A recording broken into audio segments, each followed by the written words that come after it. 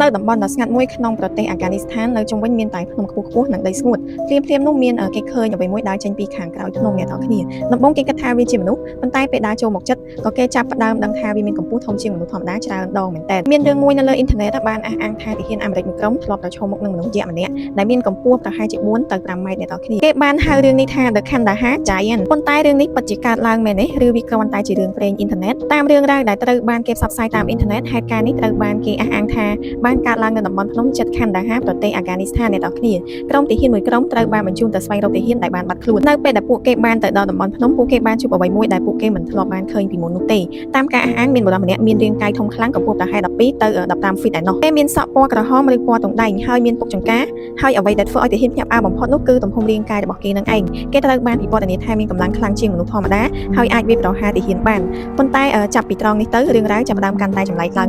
តាមរឿងដែលគេនិយាយតគ្នានោះគឺយក្សនោះបានវាយប្រហារក្រុមទាហានការប្រយុទ្ធបានកើតឡើងនៅតំបន់ភ្នំបន្ទាប់ពីការប្រយុទ្ធយ៉ាងខ្លាំងគេអះអាងថាទាហានបានបាញ់សម្លាប់យក្សនោះហើយបន្ទាប់មកពួកគេបានយកសាកសពរបស់វាចេញពីតំបន់នោះតែម្ដងរឿងរ៉ាវមួយចំនួនថែមទាំងអះអាងថាសាកសពនេះត្រូវបានដឹកតាមយន្តហោះទៅកាន់ទីតាំងយោធាសម្ងាត់មួយហើយចាប់ពីពេលនោះមកគ្មាននរណាដឹងថាសាកសពនោះនៅឯណានោះទេនេះហើយជាអ្វីដែលរឿង Kandahar Giant កាន់តែមានភាពអាចកំបាំងព្រោះអ្នកគ្រប់គ្រងរឿងនេះសួរថាបើវាមិនពិតហេតុអ្វីបានជាមនុស្សមួយចំនួននិយាយថាមានទាហានជាច្រើនបានឃើញវាប្រសិនបើរឿងនេះគឺជាការពិតវានឹងក្លាយជាការរកឃើញដ៏ធំបំផុតមួយនៅក្នុងប្រវត្តិសាស្ត្រមនុស្សជាតិព្រោះវិទ្យាសាស្ត្រមិនមានភស្តុតាងថាមនុស្សសម័យបច្ចុប្បន្នអាចរស់នៅដែលមានកម្ពស់4ទៅ5ម៉ែត្របានទេមនុស្សដែលមានកម្ពស់ខ្ពស់ខ្លាំងដោយសារជំងឺមួយចំនួនអាចមានបញ្ហាសុខភាពធ្ងន់ធ្ងរហើយករណីបែបនេះក៏កម្រណាស់ដែរដូច្នេះការអះអាងអំពីមនុស្សយក្សដែលរស់នៅក្នុងភ្នំអាហ្គានីស្ថានគឺជារឿងដែលត្រូវការភស្តុតាងខ្លាំងបំផុតប៉ុន្តែបញ្ហានោះគឺមិនមានសាកសពមិនមាន DNA មិនមានរូបថតដែលអាចផ្ទៀងផ្ទាត់បានហើយក៏មិនមានឯកសារយោធាដែលអាចបញ្ជាក់រឿងនេះជាសាធារណៈបានដែរចំណុចដែលសំខាន់បំផុតនោះគឺរឿង Kandahar Giant មិនត្រូវបានបញ្ជាក់ដោយប្រភពឯករាជ្យដែលអាចទុកចិត្តបាននោះឡើយរឿងនេះត្រូវបានផ្សព្វផ្សាយយ៉ាងខ្លាំងតាមវីដេអូ